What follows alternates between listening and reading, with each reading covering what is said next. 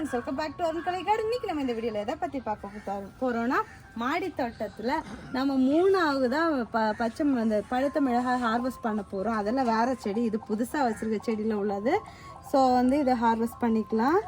பழமாக பழுத்துடுச்சு. இதுக்கு முன்னாடி நாங்கள் பழமாக பழுத்தது எல்லாமே மழையின் காரணமாக காய வைக்க முடியாமல் எல்லாம் ஐயாயிடுச்சு. ஸோ இனியாவது இந்த டைமாவது காய வைக்கலாம்னு நினைக்கிறேன். ஏன்னா நல்லா வெயில் இருக்குது, அதனால தான் இப்போ ஹார்வெஸ்ட் பண்ணுறேன். நிறைய பழம் அழகாக இந்த இது ஏதோ ஒரு பழம் பழுத்து கிடக்கிற மாதிரி சூப்பராக பழுத்துருக்குது.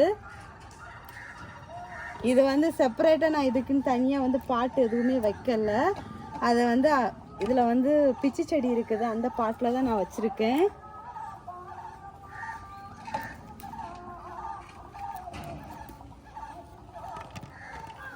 பறிக்கும்போது ஹாப்பியாக தான் இருக்குது. இது நல்லா காய வச்சு கிடைச்சா நல்லா இருக்கும். நம்ம சும்மா காய வச்சு எடுத்து வச்சுருந்தா கூட சும்மா நம்ம காஞ்ச வத்தலுக்கு தேவைக்கு அது யூஸ் பண்ணிக்கலாம்.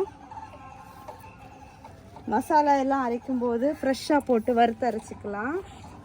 ஆனால் காயணும், அதுதான் எப்படின்னு தெரில.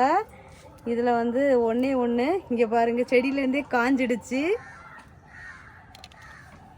அடுத்தது அந்த பக்கம் இன்னொரு செடி இருக்குது, இதுலேயும் கொஞ்சம் இருக்குது. இதையும் ஹார்வெஸ்ட் பண்ணிக்கலாம்.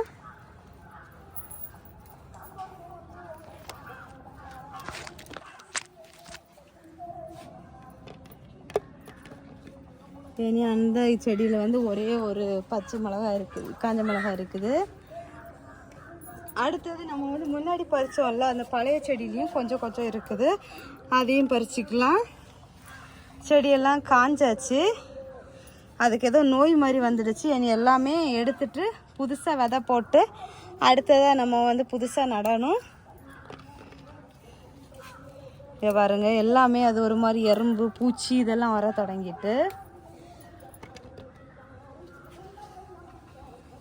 அடுத்தது இங்கே ஒன்று இருக்குது, நிறைய காய்ச்சுது. பட் நமக்கு தான் டைம் சரியில்லை. ஆனால் பச்சை மிளகா நான் இப்போ வாங்குறதே இல்லை, ஃபுல்லாக இதில் உள்ள பச்சை மிளகா தான் யூஸ் பண்ணிகிட்ருக்கேன். அதுக்கப்புறம் இங்கேயும் ஒரு செடி இருக்குது பாருங்க,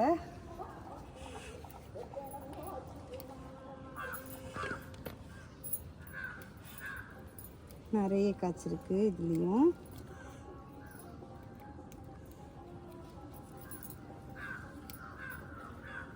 காய்ச்சி அதை வெயிட்னால செடியை சரிஞ்சிருக்குது.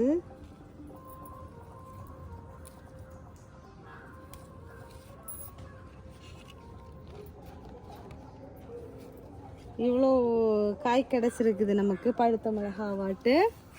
அப்புறமா நான் இந்த அவரைக்காய் ஒரு வீடியோ எடுத்துகிட்டு ஹார்வெஸ்ட் பண்ணலான்னு இருந்தேன். பட் அது நல்லா முத்திடுச்சு.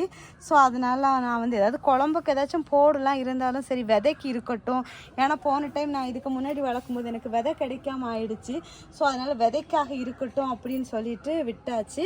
இது இவ்வளோ காஞ்சி விதைக்கு பறிக்கலாம். இந்த பிஞ்சு வருதுல்ல, இதை நம்ம அடுத்து ஹார்வெஸ்ட் பண்ணி பொரியலுக்கு சேர்த்து வச்சுட்டு பொரியல் பண்ணிக்கலாம். இன்னும் அந்த பக்கம் இன்னும் 2-3 செடி இருக்குது, அந்த சின்ன க்ளோ பேக்லேயே இருக்குது. ஸோ இந்த ஹார்வெஸ்ட் இவ்வளோதான். இந்த வீடியோ எப்படி இருந்துச்சு அப்படிங்கிறத கமெண்ட் பாக்ஸில் மறக்காமல் கமெண்ட் பண்ணுங்கள். நீங்களும் உங்கள் வீட்டு தோட்டத்தில் இந்த மாதிரி சின்ன சின்ன வெஜிடபிள்ஸ் பிளான்ட் எல்லாம் வச்சு வெஜிடபிள்ஸ் எல்லாம் ஹார்வெஸ்ட் பண்ணுங்கள். நம்ம வீட்டு தேவைக்கு ரொம்ப யூஸ்ஃபுல்லாக இருக்கும். ஸோ நீங்கள் ஒரு 4 இல்லை 5 மிளகாய் செடி வச்சாலே போதும், நமக்கு நிறைய மிளகாய் கிடைக்கும் வீட்டு தேவைக்கு. ஸோ ஃப்ரெண்ட்ஸ் எல்லோரும் வீடியோவை லைக் பண்ணுங்கள், ஷேர் பண்ணுங்கள், கமெண்ட் பண்ணுங்கள், சப்ஸ்கிரைப் பண்ணுங்கள்.